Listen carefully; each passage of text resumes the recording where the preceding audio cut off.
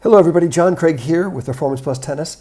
In today's video we're going to do something a little different, and I've been analyzing a lot of my students' serves in recent months, and today we're going to take a look at Terry from Switzerland, who's a student who I've been helping with his serve as well. And these are the first videos that I received from Terry. We're going to go through them. I'm going to do some side-by-side comparisons with some professionals, give Terry some good advice on how to improve his serve. And if you stick around until the end, I got a special offer for you that you do not want to miss. Here we go. Let's get started with today's video. Hi Terry, John here. Finally had a chance to take a look at your serve and pulled a video of Roger Federer's serve here side by side so we can do a little comparative analysis and give you some ideas that I think will help you. So we're just kind of matching up here at the start. Your grip looks pretty good, your stance looks good here in the beginning. Looks fine, everything looks good here. And as you move into your serve here, I don't have any problem with your hands separating early right here. This is not really an issue. What really will help you get your coil more than anything else is the angle of your feet, okay, which is fine, we can see, and the angle that your tossing arm goes on. So if you get it over parallel to the baseline, it's going to really encourage more shoulder turn. I like a 45-degree angle for most players because it initiates shoulder turn but isn't too dramatic or too drastic. So let's take a look at Roger here. You'll see that his tossing arm almost extends towards the target, towards the camera, but a little bit more into the court. So it's not quite 45, but it helps him get a good shoulder turn. But the key here, I'm going to clean this up a little bit here. You can see that your racket is ahead of your tossing hand, and I'm really an advocate of reversing this. So you can see that your racket is up here, and your tossing hand is down here. So you're really leading with the racket first. You'll see that most players that are good servers in today's world are leading with a tossing arm and lagging behind. And you can see Roger's a little bit more of a down together, up together style, but you can still see that his arm here is lagging behind this one. You can see that. So he's leading with the left hand into his tossing motion. That does a couple things that you're going to see here. It's going to help you get into a better balance. And when you're leading with a tossing arm, you'll see how Roger will go right. It'll help as his tossing arm stretches up. It helps load him into this 45-degree angle here. See this? So we want to be getting into a nice 45-degree angle. When your racket arm goes up first, as yours is doing here, it tends to cause your shoulders to stay more horizontal. Now you do get some shoulder turn here, but you're really not loaded in your legs very much, so it's not going to really help you. You get a little bit. Not quite 45 degrees. But the real issue at this point in time, if we back out a little bit, is I'm going to go back and look at this stage with Roger. You can see as his racket's rising up before it goes into his motion that his palm and his racket strings are pointing down to the ground. Okay, and yours are actually turning open, so your palm is now facing up and your strings are facing up. So you've got a very classic waiter's tray position, which really rotates the shoulder backwards and out and weakens the whole movement. And that's part of the reason why you don't get the racket drop that you want. Okay, so that's got to clean up. So with this phase, my recommendation is this, and it's all in the course material, is when you go into your serve here, I want you to come to the back foot. You do pretty well here. Your weight's pretty good on the back foot. And I really want you to lag this and let the arm just be nice and loose and relaxed and let it float while the tossing arm is rising to release the ball. And I'll give you some other examples of this. Lead with the left arm. That'll help get you into a stronger trophy position. And if the palm is down here and the racket strings are pointing down, then you're going to be setting yourself up for a much better position like we see here with Roger, as you can see there. Okay, so you want to try to model this if you can to the best of your ability. Okay, so what happens is here is you come back and you rotate the palm. You rotate, whoops, I went pretty fast, didn't it? Let's go slow here. Come back here and you rotate the palm up. Now you're in a position where you really can't create a racket drop. And your racket can only just kind of move upward to the ball, okay? But you really don't get much of a racket drop. And you'll see it here. As it comes in, you'll actually only get about this far. Look at how your racket, this is as low as your racket got. So the racket has really got to get a good racket drop, and I'll help you with that. But see where Roger's here? Even now his palm is more down than it's up. So his racket falls in on edge, and look how it falls behind, and look how deep his racket drop is. Okay, so your racket drop is above, you're almost eye level here, and you've really got to get that to loosen up and be a greater racket drop. But the problem originates a little further back in their serve, right here is where your problem originates, right there when you turn it open. And then you really don't get that nice elbow bend that we see Roger have here. See how Roger gets a really nice angle in his elbow here? That's going to enable him to relax this and let it just fall and then rise. So you can see how much length of throw he gets from the bottom all the way up to the contact. It's a lot more length of throw. So he's able to generate more racket speed. Okay, so that's the big piece, really, as far as your motion is concerned. We've got to get that looser. Now, I'm not really an advocate of having you start with your racket down your back, but if it's helping you, you can do it. But realize that that's not what you're after. Ultimately, what you're after is a one fluid motion. So you can pause, and somewhere in here you can pause. Once you make your move, watch the racket fall and rise in one fluid motion. And I will show you in the next video how to trigger that. But what I would really focus on right now is strengthening your trophy position. So at this phase right here, we would want the palm to be turned over so it's facing the ground.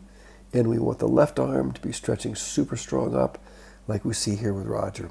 Okay, if you can get into this kind of a position, you're going to have a much better shot at playing a good serve. And I'm really concerned that you're going to get a shoulder injury too because you're not really using the leverage the right way. Okay, so if you throw a ball, if you know how to throw a ball like a baseball and you threw a baseball, I would simulate the throwing motion. But the difference is when you're throwing a ball and serving, you're really throwing, when you're throwing a ball, you're throwing on a horizontal plane.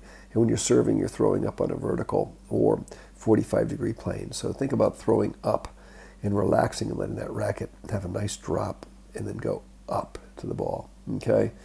And I'll show you how to get this kind of shoulder-over-shoulder action, okay, in the next video. But I would work on getting into this good balance here, okay? And then one other thing I want to mention here is you can see that when Roger serves, he doesn't throw his hip out. You don't see him kind of throwing his hip out at all. He stays in beautiful alignment, and I would highly recommend that.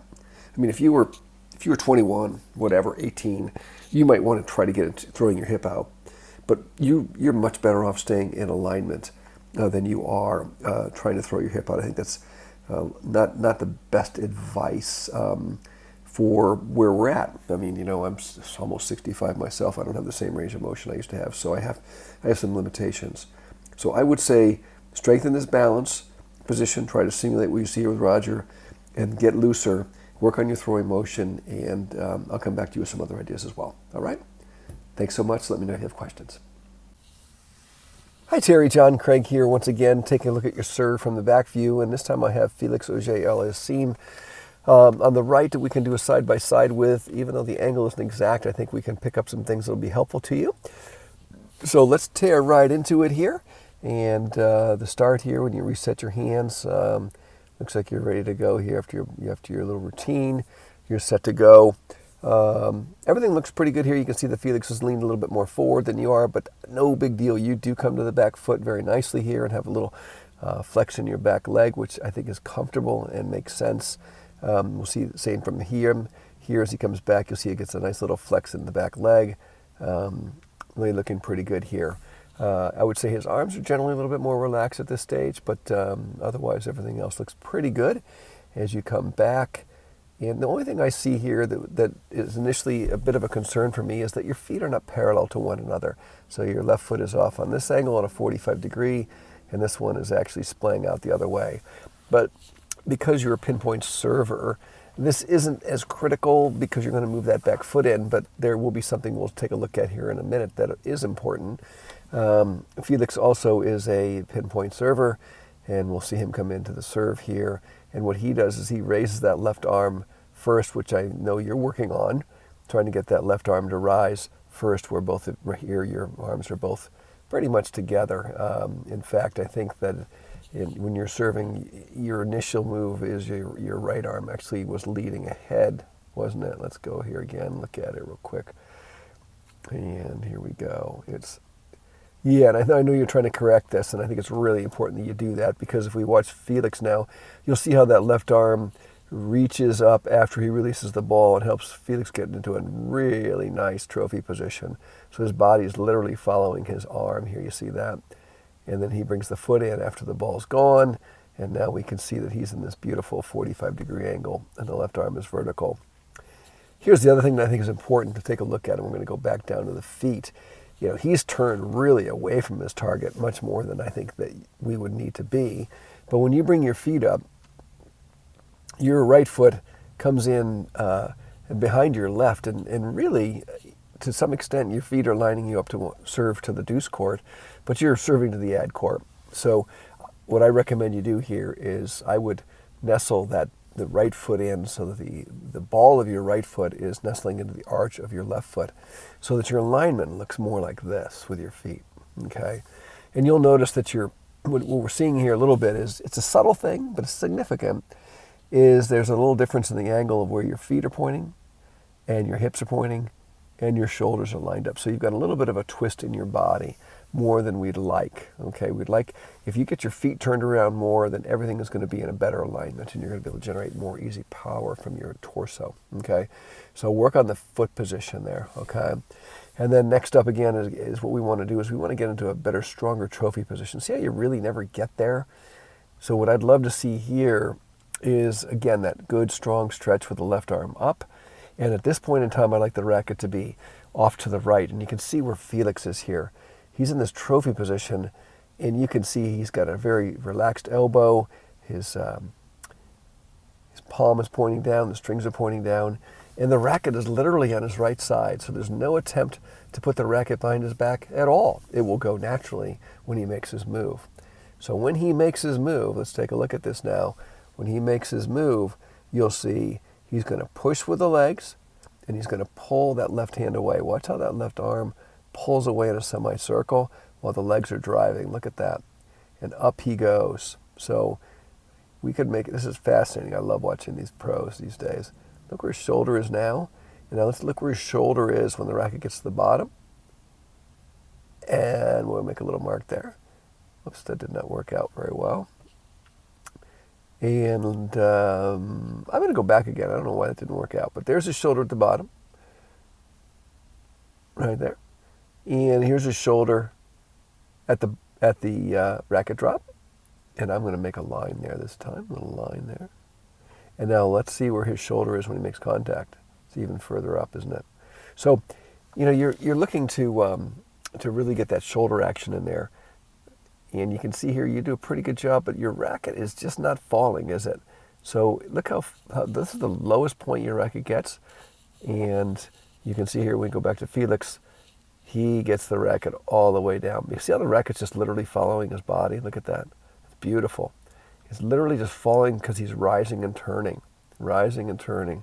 It's a beautiful image for you to get right there, okay? Beautifully coordinated, okay? That's why I keep toggling back and forth. Okay, and you can see he's really not trying to make a racket drop. His body is just rotating around and up, and the racket, because it's relaxed, the racket arm is falling and then rising into contact. He's got a beautiful razor edge coming at the ball. Up to contact he goes, and there's the turnover, the pronation, the racket strings facing off to the right. So I think really, if you want to improve your serve, I think we need to improve your balance position. And notice where we are here and see if we can get closer to this. Now again, I've said this in the other video as well, I can't really get in this position anymore with this much leg drive and this much bend because my mobility is not there the way it used to be. But I think we can improve your alignment so that you're turned more towards your target. I think we can align your movement so that you're leading with the left arm more. You can get a stronger lead with that left arm up in the air. Nice and vertical. And then finally, if you can keep the playing arm over here on the right side of you and keep it nice and supple and loose and let it just fall through its natural throwing motion, I think you're going to get a much better production out of your serve.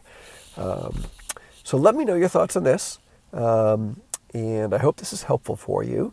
And give me some feedback, let me know. You can message me right back through the app, or you can send me an email, and I look forward to hearing from you. Have a great day. Talk to you soon. Thanks so much for watching today's video, and if you enjoyed this video analysis and you'd like to have your serve reviewed, please click on the link in the description down below and check out my serve analysis program, which will really help you get on track to having a professional quality serve. If you enjoyed today's lesson, please give us a like, leave your comments down below, and subscribe to the channel if you've not done so already. Thanks for watching today's video, and we'll see you in the next lesson.